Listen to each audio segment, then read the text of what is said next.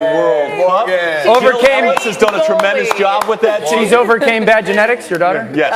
His daughter, a star goalie out there in Southern California. Yes. Meanwhile, we welcome you back to another hour of Get Up. We come to you live from above the Heineken River deck at Pier 17 in New York, and we start with the game of the night. Jalen will join us coming up shortly to talk about, among other things, Game 1, Milwaukee, Giannis and the Bucks taking on Kawhi and the Raptors in Game 1 of the Eastern Conference Finals.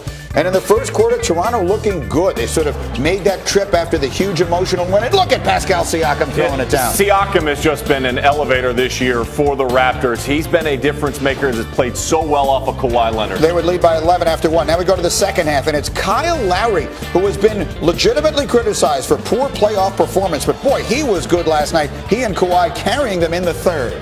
Yeah, the third quarter was all about those two. And Lowry, I've talked about it. Everybody's mentioned it, his struggles. Nobody could say anything bad about what he did last night, in particular in the fourth quarter. Toronto by 7 after 3, but then Kawhi would go to the bench to start the fourth, and it would become the Brook Lopez show. Yeah, it became the Brook Lopez show because of the fact that the Raptors double-teamed Giannis so much. 15 times yesterday.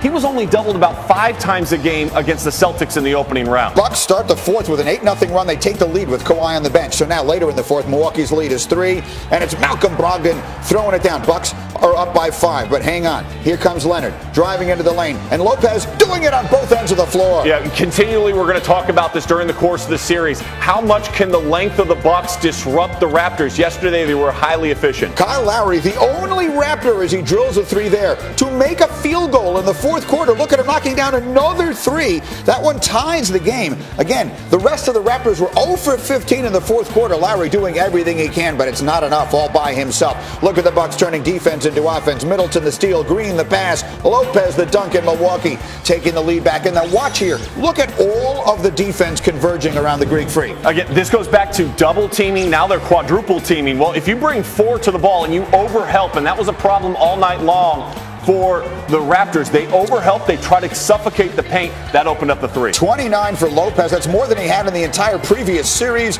On the other end, you see Kawhi's frustrating fourth quarter continue. Bucks steal Game 1 at home. I think we need games like this because not every game going to be a blowout. Not every game going to be easy. So I think this game definitely made us better. It sucks when you lose like that. But, we had a chance, and we got to learn from it, make an adjustment. There's no excuses. We all out on the floor. Like I said, we had open looks that we could have made. We started off the game well, just didn't finish it up too great. Well, listen, how good are the Bucks? Here's a stat.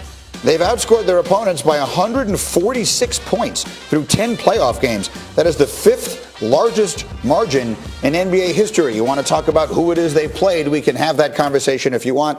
Detroit really wasn't very good. The Celtics were something of a discombobulated mess, and now they take Game 1 against Toronto in a game where the Greek Freak did not really play great. So why was it that Brook Lopez was able to be the most important player on the floor last night? Well, it goes back to those stats that I gave you about double teams in particular. And Giannis didn't see a lot of double teams throughout the course of the Celtics series, about 5 times per game. Last night, 15 double teams. Yeah. They were walling up defensively. They're saying, you know what? We're not going to allow you to get downhill because if you allow Giannis to drive deep on you, you lose. You can't stop him.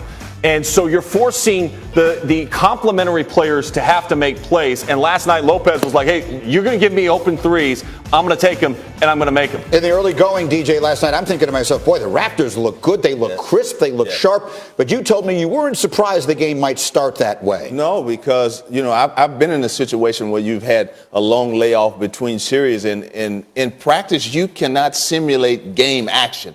Okay, you could play 5-on-5 as much as you want to, but you don't have the intensity of an opponent to deal with. So coming out, I knew Milwaukee was going to struggle a little bit. They shot air balls. They turned the basketball over. They weren't crisp on their rotations defensively, but boy, did they catch their rhythm in that second half. I mean, those guys were flying around defensively, and then they made the proper plays offensively to win the game. Well, let me ask you a coaching question here. And maybe the Raptors get a little tired coming off of the emotional Game 7 just a few days before. But let me ask you a coaching question. We see all those dark jerseys converging around Giannis. Are you willing to do that again? Are you willing to live with the notion that if Lopez beats me, then I can live with that? I'm not going to let Giannis beat me. Well, my adjustments for Toronto would be this. I would play Serge Ibaka more to kind of neutralize Brook Lopez. And when I see that Giannis Antetokounmpo is under wraps, when he's pushing the basketball in transition, he's under wraps, I'm getting back to the shooters, okay? Because you're giving up three-point shots to a team that was good shooting the three all year long. And if you do that, you're going to lose every time. I think you're exactly right with wanting to play Ibaka more. You've got to go a little bit smaller here. Gasol, this is going to be a tough series for Gasol because what happens is we saw it, and Legler talked about it, over-helping. You start moving your body this way, all of a sudden it elongates that run, elongates that closeout. Even if you have a guard that then is able to go out, now the next guy is going to be open, and there are multiple shooters out on the floor. You go smaller, and then you talk, and I think you have to reevaluate. You want a double, yes. You don't want a triple, and you certainly don't want a quadruple team, Giannis. We talked earlier this morning, and Stephen A. Smith made the point after the game last night. Everything kind of set itself up for Toronto to steal this game one. Does this feel like this was their shot, that by not winning that game, not to suggest that it is over, but that this is, you may look back at and say that was their real chance to make this into a great series? You're definitely going to kick yourself in the rear end after this one because you held a team that's been good offensively all year to 39% shooting. They shot 25% from the three-point line. This was one of the best three-point shooting teams all year long. And you were right there up going into the fourth quarter, the money quarter, and you just couldn't get it done. You couldn't get over that hump. You didn't have enough guys to contribute outside of Lowry shooting the basketball as well as he did last night, and to lose that game by 8 points, it's going to be tough going start forward. for Toronto, no question. Jalen live at about 25 minutes with his thoughts on that and the West and everything else, including this. We shift from the postseason to the offseason because we've talked about the other night. Zion Williamson expected, of course, to be that prize. Will Zion be enough to convince Anthony Davis to stay in New Orleans? On PTI yesterday, Michael Wilbon said he thinks that's a real possibility. I mean, I think this is an enormous moment again for small market teams in the NBA, which make up a fairly large percentage of that league. And yes, I think this is compelling, particularly if they can keep Anthony Davis in New Orleans. And my feeling from doing some actual reporting last night and talking to the principals is that there's a really good shot of Anthony Davis playing alongside Zion. So there's Michael Wilbon saying he has spoken to people who suggest there is at least a chance Anthony Davis stays there. DJ, you know David Griffin, you know the people involved. What do you think? Well, I think this. If you can convince Anthony Davis to stay, that's fine.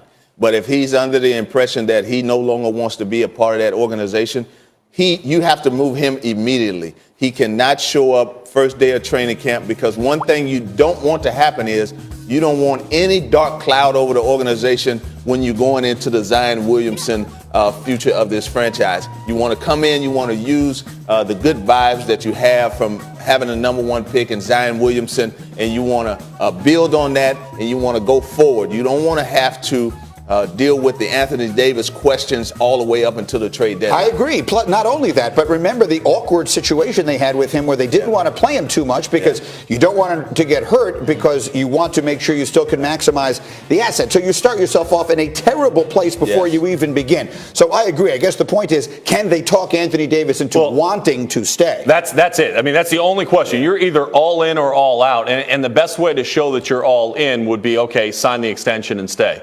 Right? We're going to reinvest in you. We're not trading you. You're not going anywhere. And in fact, here's your next contract, and sign it. If that happens, that answers all those questions that DJ's talking about.